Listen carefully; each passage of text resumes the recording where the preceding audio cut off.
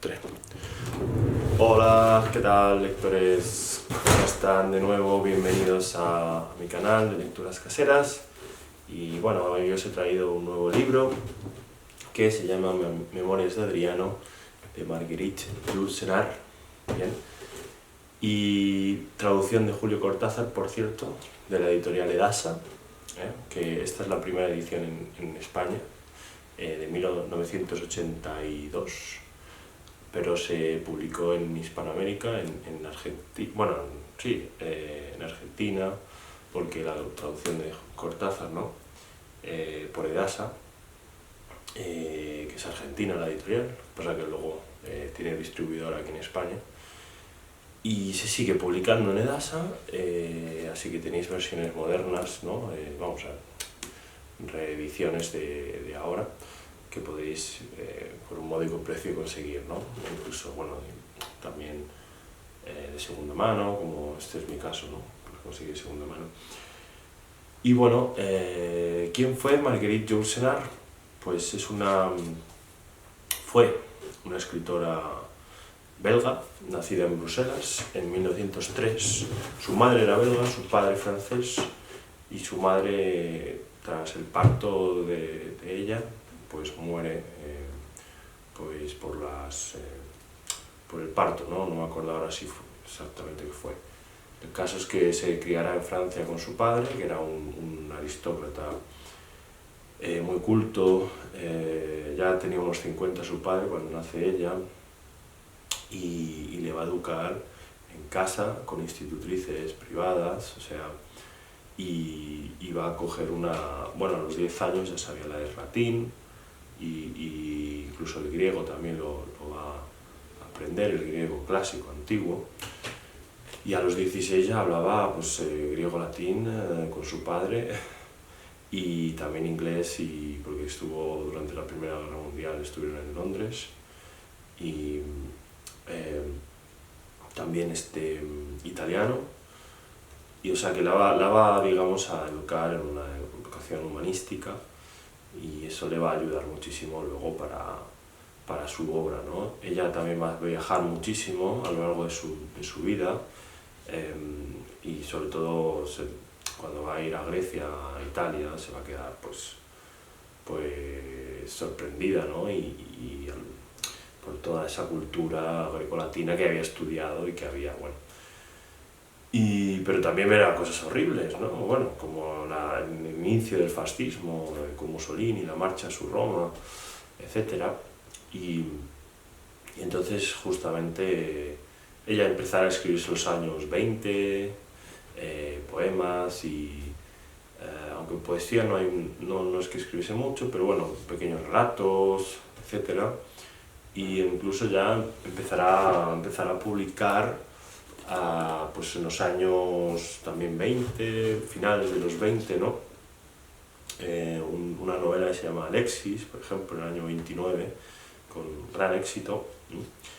Pero sobre todo es en los años 30 y 40, cuando digamos su literatura madura, y bueno, siguiendo un poco su vida, va a conocer a una mujer norteamericana, que se llamaba Grace Franklin, y va a ser su compañera durante 40 años, bien, o sea, su pareja.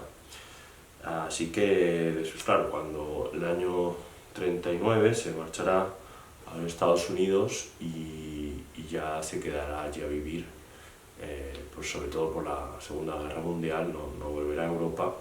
Después ya sí que volverá constantemente, ¿no?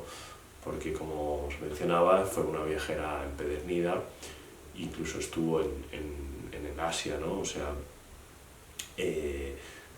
digamos, empapándose de la cultura asiática también, y de la religión, o sea, porque ella, digamos, cogía a lo mejor de cada cultura, de cada religión, y bueno, también tiene unos cuentos orientales muy publicados por Alfaguara, pero más de oriental, no os creáis que China, Japón, sino más orientado Europa del Este, digamos, ¿no? Rusia, Serbia, Grecia, algo los Balcanes, ¿no? Son 10 cuentos y son maravillosos. Y claro, luego sus obras principales son sus novelas más, las que le catapultaron a la fama, pues fueron Memorias de Adriano, en el año 51, parece que sale, sí, y Opus Nigrum, que es del 61, otra novela histórica, que es sobre Zenón, un alquimista del mundo antiguo medieval, ¿no? Bueno, va a traducir incluso a Cavafis, ¿no? Del griego moderno al francés, ¿no? Del poeta Cavafis. Bueno, es una escritora de mundo y universal. Y Memorias de Adriano, quizá, bueno, no, sí, quizás es su novela más conocida, seguramente muy famosa. Se puso en España a partir de esta edición que tengo yo de los años 80. Me parece que por alguien, escuché por algún lado, un presidente, no sé si sería Felipe González, que era como su libro de cabecera y por eso empezó a ponerse de moda en España. Bueno, el caso es que ya tardío, ¿no? Porque para el mundo hispano ya había una edición de en los años 50. Poco después de su publicación, Cortázar lo traduce y se publica en Hispanoamérica, ¿no? Pero aquí ya os digo que llega más tarde. Y ella va a morir en el año 87, Marguerite Yourcenar, ¿no? Hay entrevistas de ella sobre la literatura en YouTube, y un montón de, críticos que hablan sobre su obra, etc., ¿no? Y entonces, Memorias de Adriano le va a llevar unos 30 años escribirla, sí. Lo que pasa que, muchas veces eran borradores que luego pues no le gustaban y tiraba o quemaba, ¿no? Y sobre todo ya es en los 2 últimos años, del 49 al 51, que se pone o del 48 al 50, que se pone ahí a trabajar duro y a darle la forma final. Y es una novela histórica, pero son unas memorias de Adriano, es una larga carta en primera persona que le escribe el emperador Adriano a su sucesor, no su hijo, es un hijo adoptivo, que esto era bastante común. Los emperadores, ¿verdad? No querían, digamos, o no veían mejor en alguien de su confianza, más que su línea genética, dejar el imperio en manos de alguien de confianza, ¿no? Y este va a ser Marco Aurelio, lo que será luego más tarde el filósofo de las meditaciones, ¿no? Entonces Adriano, que hay unas memorias suyas, lo que pasa que no nos han llegado por secundarios que han hablado sobre ellas, autores secundarios, ¿no?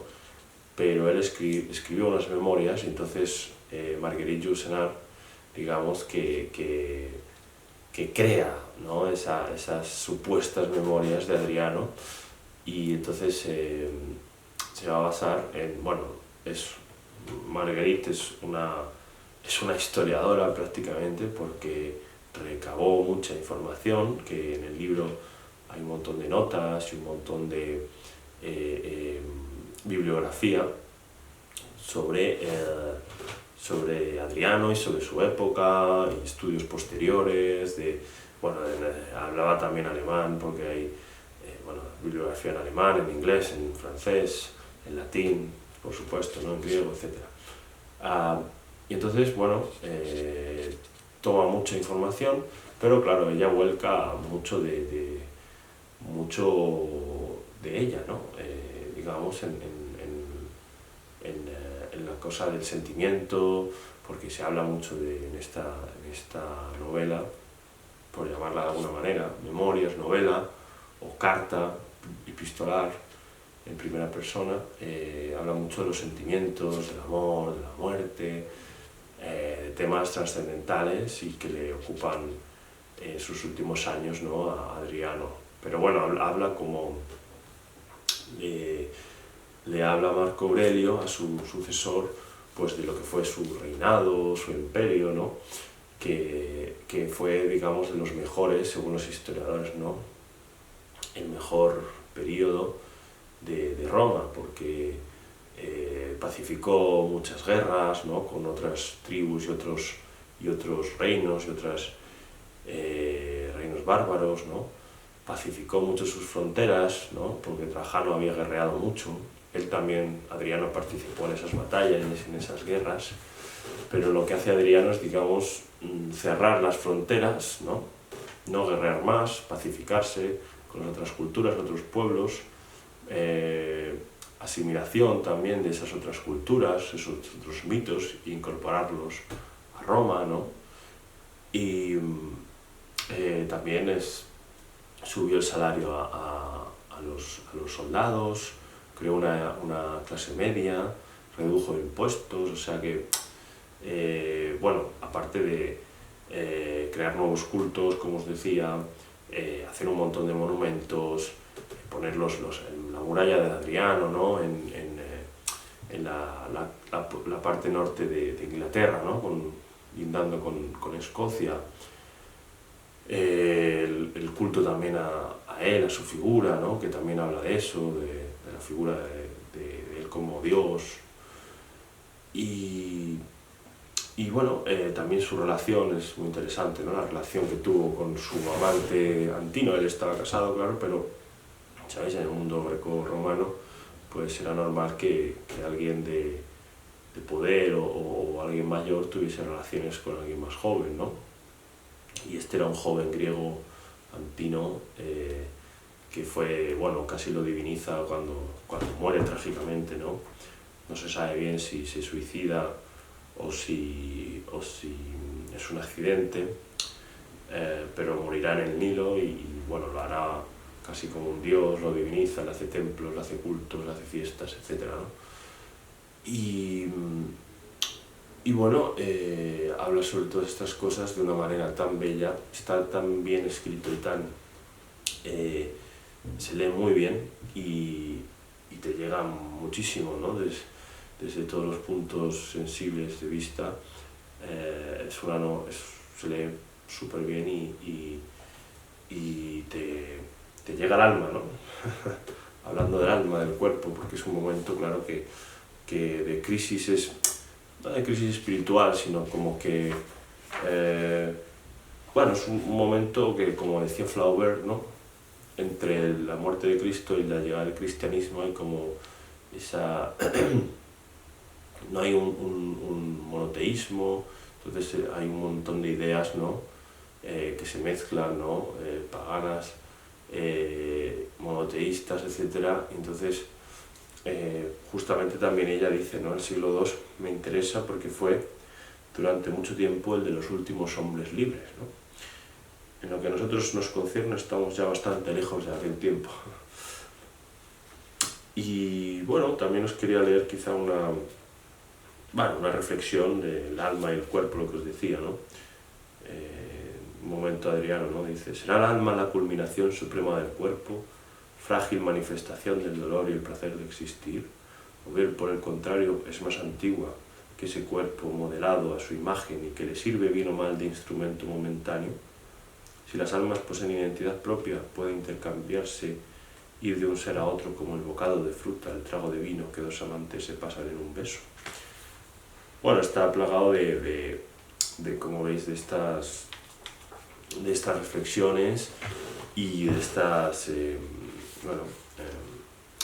ya os digo, es una lectura, además se aprende mucho de historia, porque habla eso de conflictos, de los cultos, de las iniciaciones también que hizo, o se supone que hizo, a los mitos de Eleusis, de los mitos paganos, ¿no? de otras culturas, las conexiones que había, ¿no? Las construcciones, o sea, te da una mirada muy amplia y general a lo que fue ese gran imperio de Roma, con sus grises, ¿no? Claro que sí, pero y también el retiro, ¿no? De la villa de Tivoli, digamos que es donde muere y donde donde se crea allí una especie de retiro, que había teatro, bueno, era un mecenas también de las artes muy importante, ¿no? Adriano. Por cierto, que era de Itálica, ¿no? Nació en Itálica, como su primo, tío, bueno, no era familiar directo, no era, pero bueno, de Trajano, ¿no? Que también nace en Itálica, la antigua ciudad de Itálica, cerca de Sevilla, ¿no? En la Hispania. Entonces, bueno, es muy bueno y muy interesante este libro, así que os lo recomiendo muchísimo. Es considerada una de las mejores novelas históricas del siglo XX, yo diría, junto a, por ejemplo, El nombre de la rosa, o bueno, es muy buena, y bueno, les recomiendo su lectura porque ya os digo que no os va a defraudar, yo creo que a ninguno. Así que hasta aquí el vídeo de hoy, espero que les haya gustado, espero que se animen a leer esta y otras de las novelas que recomiendo.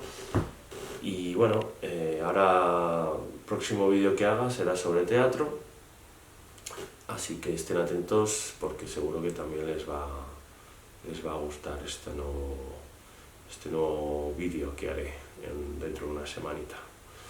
Así que bueno, gracias, hasta pronto, adiós.